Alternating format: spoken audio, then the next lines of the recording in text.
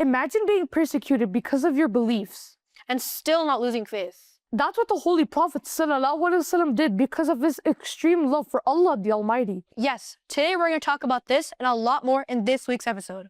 It's Friday, gather round. There's so much wisdom to be found.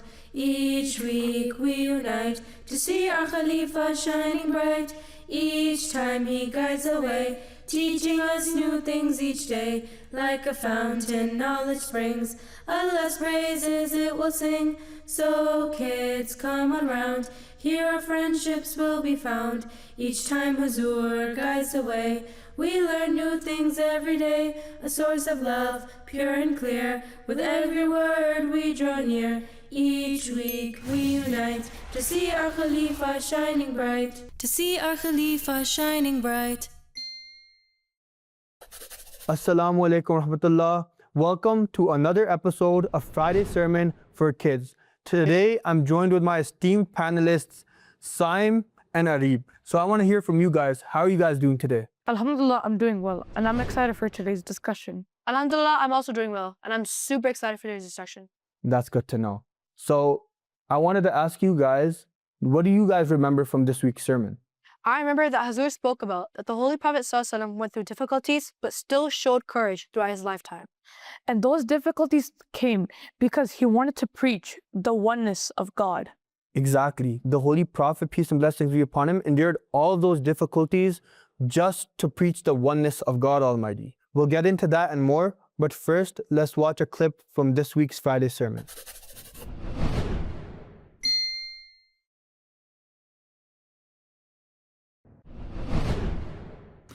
एक रवायत में है कि जब हज़रत बिलाल ईमान लाए तो हज़रत बिलाल को उनके मालिकों ने पकड़कर ज़मीन पर लिटा दिया और उन पर संगरेज़े और गाय की खाल डाल दी और कहने लगे कि तुम्हारा रब लात और उज़्ज़ा है, मगर आप आहद ही कहते थे। उनके मालिकों के पास हज़रत अबू बकर आए और कहा कि कब तक तुम इस शख्स को तकलीफ़ देते रहोगे। हज़रत अबू बकर ने हज़रत बिलाल को 7 औक़िया में ख़रीद कर उन्हें आज़ाद कर दिया। औक़िया 40 दिरहम का होता है, यानी 280 दिरहम में आपने उनको ख़रीद के आज़ाद किया। इनके अलावा हज़रत सुमैया, हज़रत अम्मार बिन यासिर, हज़रत खुबाब और 20 ग़ुलाम और आज़ाद मर्द और 2 औरतें थीं कि जो तौहीद पर ईमान लाने के नतीजे में कुफ़ार मक्का के शर्मनाक और दर्दनाक मज़ालिम का निशाना बनने। The Holy Prophet, peace and blessings be upon him, had unwavering love for Allah Almighty and for preaching the message of Islam. In one instance, he was outside the Kaaba and he was surrounded by disbelievers for speaking against their idols. Upon finding out Hazrat Abu Bakr, what he did was, he went to the Kaaba and confronted the disbelievers. And when he confronted them, he said this. He said, "Will you slay a man because he says that my Lord is Allah?" And upon this, the disbelievers became furious and they began to beat him up. So they did all of that to him just because he said, "Believe in Allah"? Precisely. Hazrat Abu Bakr was beaten so badly that when he went home, his daughter saw that his hair was pulled so much that his hair was falling out. Wow, the disbelievers were so cruel to Hazrat Abu Bakr anhu. Yes, but they were even more cruel to the Holy Prophet, peace and blessings be upon him. Do any of you guys remember what happened when the Holy Prophet went to Taif? Yeah, Huzoor Anwar mentioned it in his Friday sermon. Yeah, I also remember Huzoor talking about that the Holy Prophet ﷺ went to Taif to teach the people the oneness of God. So the Holy Prophet, peace and blessings be upon him, went to Taif for 10 days just to preach the message of Islam. When he met with the leader of Taif, well, what did the people of Taif do?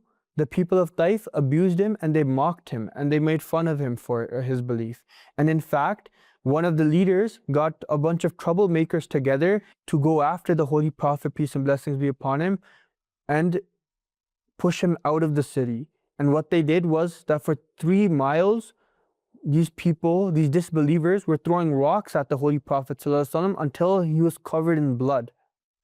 How did the Holy Prophet ﷺ survive this cruelness? Oh, I remember. The Holy Prophet ﷺ went into a garden that was owned by 2 Meccan leaders. You two are amazing listeners. And in fact, Huzoor mentioned today that when the Holy Prophet, peace and blessings be upon him, was going back home from Taif, back to Mecca, on the way back, an angel approached the Holy Prophet ﷺ and said that if he wished, then the Prophet of Allah can have the people of Taif destroyed between two mountains. So the Holy Prophet, peace and blessings be upon him, refused and said that he was hopeful that one day the people of Taif would come together in the belief of the one God. Wow, this shows incredible mercy of the Holy Prophet ﷺ. Yes, it does. And now I think it is a great time to go on to our next segment, the word of the Friday sermon. For this, we'll be going to Samir. Take it away.